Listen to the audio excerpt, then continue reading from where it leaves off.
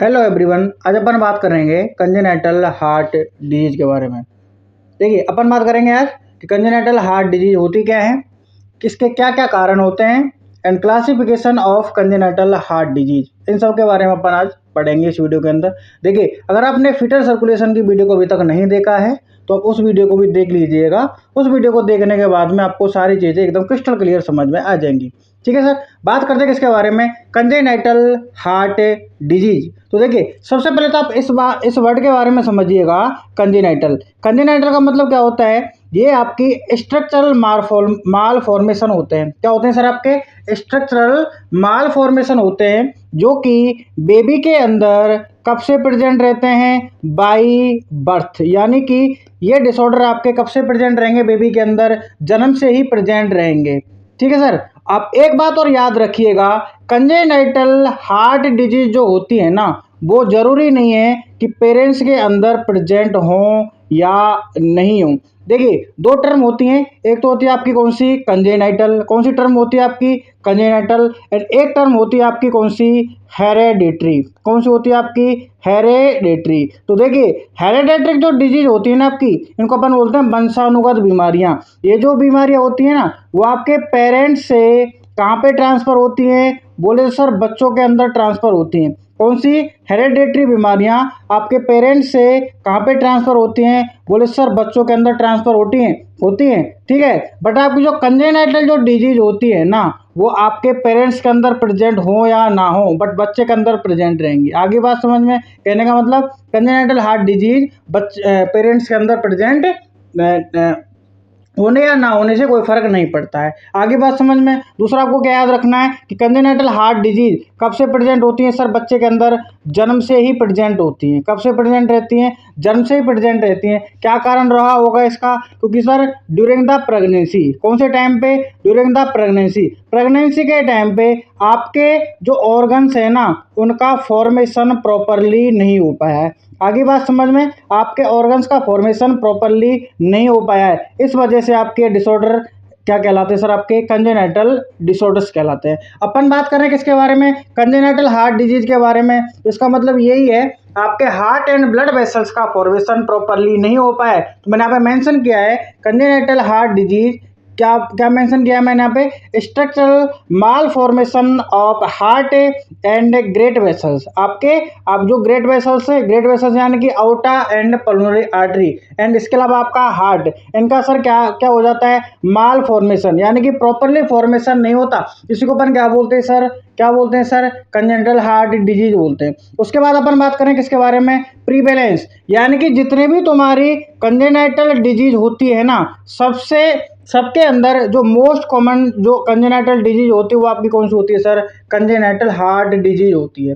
आगे बात समझ में, अगर देखिए नर्सिंग कॉम्पिटिटिव एग्जाम का क्वेश्चन देखने को मिलता है तो मोस्ट कॉमन कंजेनाइटल डिजीज, तो आपको क्या आंसर देना है सर, कंजेनाइटल हार्ट डिजीज। उसके बाद अपन बात करते हैं इटियोलॉजी के बारे में। तो देखिए, अभी तक इसकी एग्जैक्ट इटियोलॉजी अपन को पता नहीं है, तो इसको अपन बोल सकते हैं अननोन, या फिर अपन बोल सकते हैं सर क्या, आइडियोपैथिक। क्या बोल सकते हैं सर, आइडियोपैथिक। आइडियोपैथिक का मतलब क्या होता है, यानी कि एग्जैक्ट जो इटियोलॉजी है ना, वो अपन को अभी तक पता नहीं है। ठीक है सर। उसके बाद अपन बात करते हैं सर किसके बारे में, रिस्क फैक्टर के बारे में। किसके बारे में बात करते हैं सर, रिस्क फैक्टर के बारे में। तो सबसे पहला आपका हेरिडेटरी। हेरिडेटरी का मतलब, यदि किसी पेरेंट्स के अंदर कंजेनाइटल हार्ट डिजीज प्रेजेंट है तो उसके बच्चों के अंदर भी प्रेजेंट होने की संभावना है, बट श्योर नहीं है कि सर प्रेजेंट होगी ही होगी। आगे बात समझ में। अगला फैक्टर आपका कौन सा, कंसंगुइनियस मैरिज, यानी कि ऐसी मैरिज जो कि सर कहाँ पे हुई है, ब्लड रिलेशन के अंदर हुई है। किसके अंदर हुई है सर आपकी मैरिज, ब्लड रिलेशन के अंदर हुई है।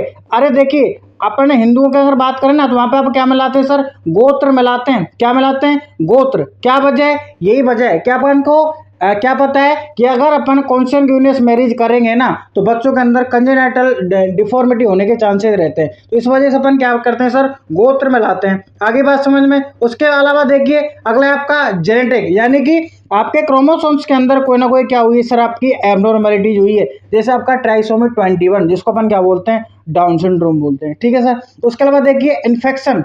इन्फेक्शन के अंदर देखिए, मैंने आपको पहले बताया था, फार्मा के अंदर कुछ होते हैं आपके टेरेटोजन्स। क्या क्या होते हैं सर आपके, टेरेटोजन। यह आप टर्म याद रख लीजिएगा, टेरेट्रोजन का मतलब ये होता है कि कोई भी सब्सटेंस जो कि ड्यूरिंग द प्रेगनेंसी, कब सर? ड्यूरिंग द प्रेगनेंसी, कहाँ से? मदर से कहाँ पे ट्रांसफर हो रहे हैं सर?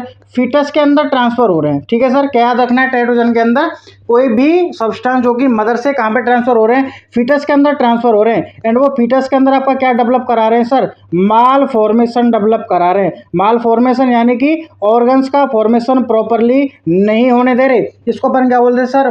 माल फॉर्मेशन। ठीक है, तो कोई भी सब्सटेंस जो कि मदर से कहाँ पे ट्रांसफर हो रहा है? फीटस के अंदर ट्रांसफर हो रहा है और वो ऑर्गन्स का माल फॉर्मेशन करा रहा है, इनको अपन क्या बोलते हैं सर? टेरेट्रोजन बोलते हैं। तो बहुत सारे आपकी दवाइयाँ होती हैं, है ना, जैसे आपकी एस इनहिबिटर हो गई। कौन सी दवाइयाँ हो गई आपकी? एस इनहिबिटर हो गई। वो क्या करती हैं? आपके रीनल एजेनेसिस कॉज करवाती हैं, है ना। तो ऐसे आपके कुछ दवाइयाँ, कुछ इन्फेक्शन, जिनको अपन बोलते हैं सर टेरेटोजेनिक इन्फेक्शन। क्या बोलते हैं सर? टेरेटोजेनिक इन्फेक्शन, जो कि क्या करते हैं सर? बच्चे के अंदर कंजेनिटल हार्ट डिजीज कॉज करा देते हैं। इसके अलावा आपकी मैटरनल इलनेस हो गई, जैसे आपकी इंसुलिन डिपेंडेंट डायबिटीज मेलाइटस, है ना, एंड आपके कुछ मेटाबॉलिक डिसऑर्डर। इसके अलावा आपके सब्सटेंस, जैसे मैंने आपको बता दिया, टेरेटोजेनिक ड्रग्स, जैसे आपको याद रख लेना है क्या? एस इनहिबिटर वगैरह, है ना। ऐसे आपकी मैटरनल एल्कोहल अब्यूज, यानी कोई महिला ड्रिंक कर रही है ड्यूरिंग द प्रेगनेंसी टाइम पे, ठीक है, तो उसके बेबी के अंदर किसके चांसेस रहेंगे सर? कंजेनिटल हार्ट डिसऑर्डर होने के चांसेस रहेंगे। उसके बाद अपन बात करें किसकी? एनवायरमेंट। ऐसी कोई महिला जो कि किसके अंदर रह रही है सर? हाई एल्टीट्यूड के अंदर रह रही है। हाई एल्टीट्यूड, एल्टीट्यूड नहीं, हाई एल्टीट्यूड। एल्टीट्यूड का मतलब जो कि बहुत ज़्यादा ऊंचाई पर रह रही है ना, फ्लैट या फिर पहाड़ी एरिया में रह रही है, तो उसके बच्चे के अंदर किसके चांसेस रहते हैं सर? किसके चांसेस रहते हैं? किसके? कंजेनिटल हार्ट डिजीज होने के चांसेस रहते हैं। देखिए, अपन बात कर रहे थे किसके बारे में?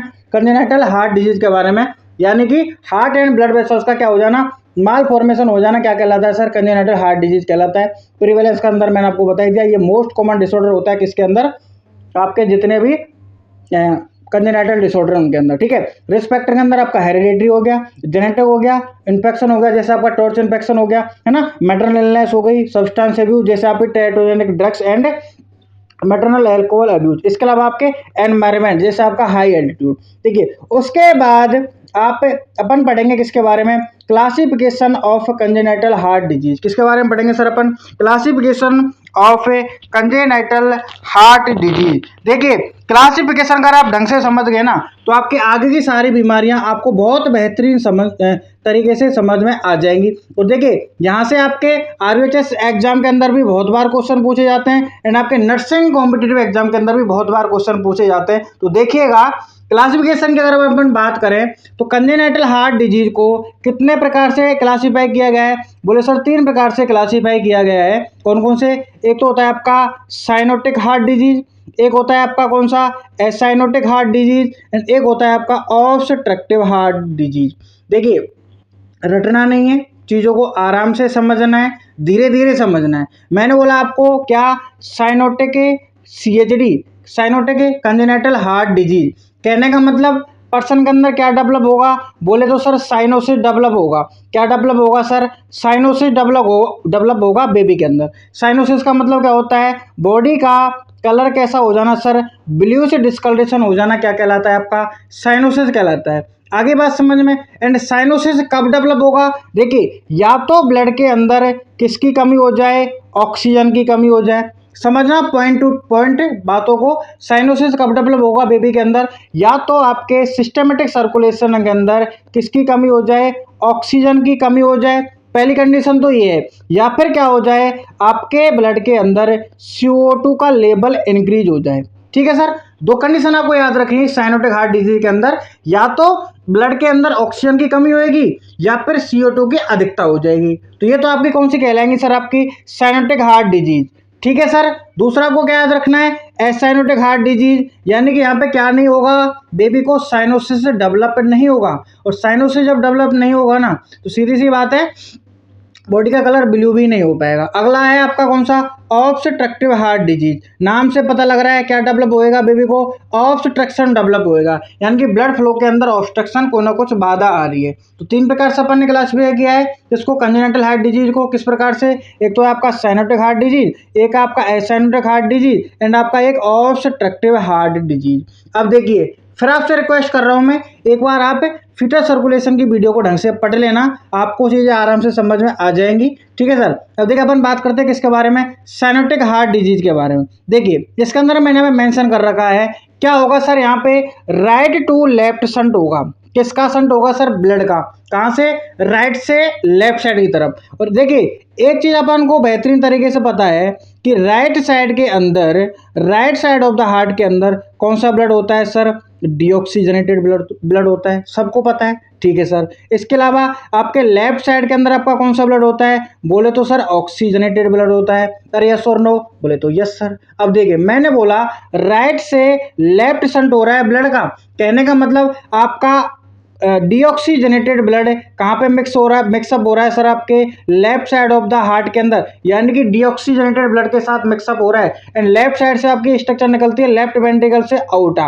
कौन सी स्ट्रक्चर निकलती है आपकी, आउटा। तो आपके आउटा के अंदर ऑक्सीजनेटेड ब्लड के साथ में डीऑक्सीजनेटेड ब्लड भी भारी मात्रा में जाएगा। इस वजह से पर्सन को सर क्या देखने को मिलेगा, क्या देखने को मिलेगा, साइनोसिस देखने को मिलेगा, ठीक है सर। तो आपको एक बात हमेशा याद रखनी है कि जब भी अपन साइनोटिक हार्ट डिजीज की बात करेंगे ना, तो आपको क्या याद रखना है सर, राइट से लेफ्ट शंट हो जाएगा। क्या हो जाएगा सर, राइट से लेफ्ट शंट हो जाएगा, जिस वजह से क्या होगा, डिक्रीज पल्मोनरी ब्लड फ्लो। क्या हो गया sir, decrease pulmonary blood flow. अरे कहने का मतलब ये है आपके राइट वेंट्रिकल से कौन सी स्ट्रक्चर निकल रही है, बोले तो सर आपकी पल्मोनरी आर्टरी। कौन सी स्ट्रक्चर निकल रही है, पल्मोनरी आर्टरी राइट वेंट्रिकल से निकल रही है। तो अपन ने क्या किया सर, आपका जो ब्लड है ना वो राइट साइड से कहाँ पे चला गया है सर, बोले तो सर लेफ्ट साइड के अंदर चला गया है। कहाँ पे चला गया है, लेफ्ट साइड के अंदर। तो इस वजह से क्या होगा, आपके राइट वेंट्रिकल से ब्लड कहाँ पे नहीं आ पाएगा, पल्मोनरी आर्टरी के अंदर नहीं आ पाएगा।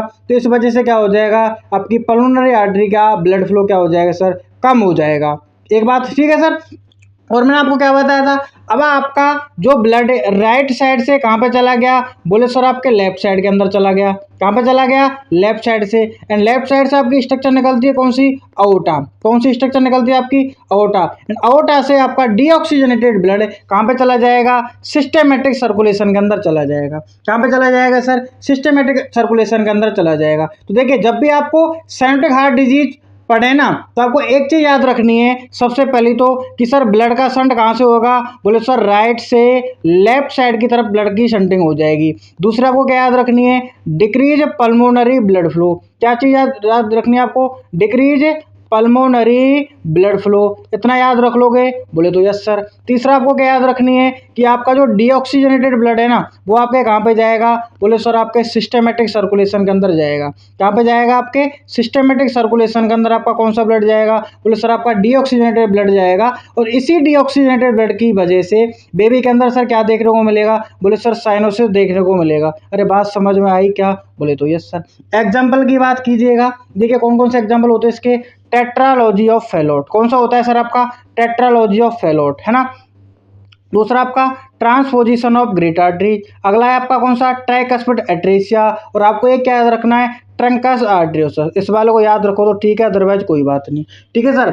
आपको जब भी कंफ्यूजन हो जाए तो आप एक चीज याद रखना कि जिस डिसऑर्डर का आगे टी लग रहा है ना वो आपका किसके अंदर आएगा, साइनोटिक हार्ट डिजीज के अंदर आएगा, है ना। क्लिनिकल फीचर मैंने आपको बता दिए सर, आपका साइनोसिस तो मस्ट है। इसके अलावा आपका क्लबिंग हो जाएगी, पॉलीसाइथीमिया क्यों क्यों हो गई, ये सारी चीजें आगे अपन पढ़ेंगे जब अपन डिटेल से पढ़ेंगे किसके बारे में, साइनोटिक हार्ट डिजीज के बारे में, ठीक है सर। उसके बाद अपन आज बात करते हैं किसके बारे में, एसाइनोटिक हार्ट डिजीज। तो नाम से पता लग रहा है, ए फॉर एब्सेंस, साइनोसिस यानी बिलीव्स डिस्कलरेशन, यानी कि इस बेबी के अंदर क्या नहीं होगा सर, बिलीव्स डिस्कलरेशन नहीं होगा। अब देखो अपन ने जो भी कंडीशन पढ़ी है ना साइनोटिक के अंदर, उसका जस्ट अपोजिट हो जाएगा किसके अंदर, एसाइनोटिक हार्ट डिजीज के अंदर। क्या क्या होगा सर, देखिए उसके अंदर क्या हो रहा था आपका, राइट टू लेफ्ट शंट हो रहा था। इसके अंदर क्या होगा सर आपका, क्या होगा सर आपका, लेफ्ट साइड से ब्लड सर कहाँ पे जाएगा, राइट साइड के अंदर जाएगा। कहाँ पे जाएगा, लेफ्ट साइड से आपका ब्लड राइट साइड में जाएगा, ठीक है।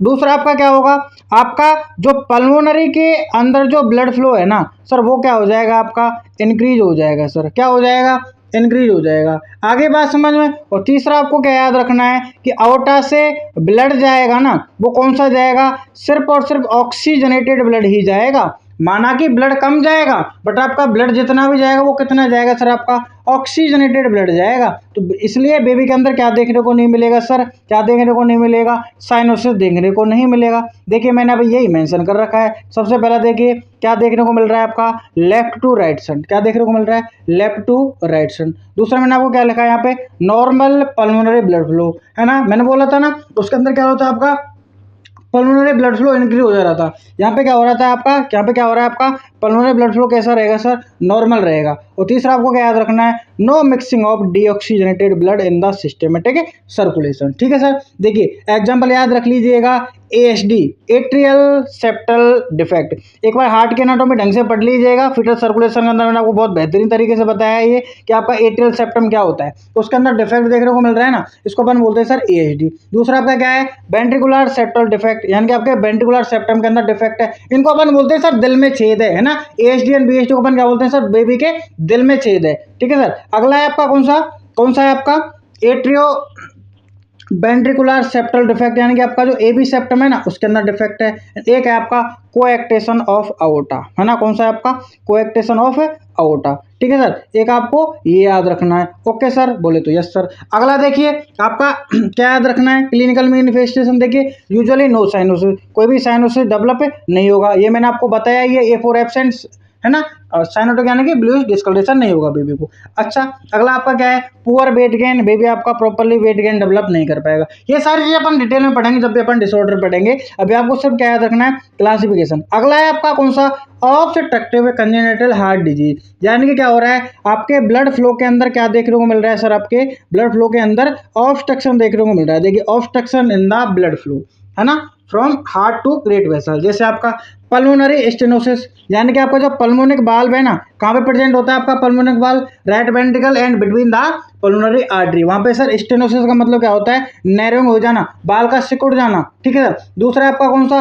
अओर्टिक स्टेनोसिस, यानी कि आपका जो अओर्टिक वाल्व है किसके बीच में होता है, आपके लेफ्ट वेंट्रिकल एंड अओर्टा। अगला है आपका कोएक्टेशन ऑफ अओर्टा। अगला है आपका कौन सा, अओर्टिक वाल्व स्टेनोसिस कंजेनिटली, है ना, एंड एक है आपका कौन सा, सब अओर्टिक स्टेनोसिस। तो ये सारी चीजें आपकी, है ना। ठीक है सर, तो अपन ने पढ़ा किसके बारे में, classification of congenital heart disease. कितने प्रकार से क्लासिफाई किया गया है इनको, 3 प्रकार से। किस किस प्रकार से, cyanotic, acyanotic and obstructive heart disease. I hope video आपको समझ में आई होगी। अगर आपको वीडियो पसंद आए तो आप लाइक करना वीडियो को, ठीक है, चैनल पर नए हो तो सब्सक्राइब करना, वीडियो को शेयर करना बिल्कुल मत भूलना, एंड सब्सक्राइब करने के बाद में बेल आइकन को प्रेस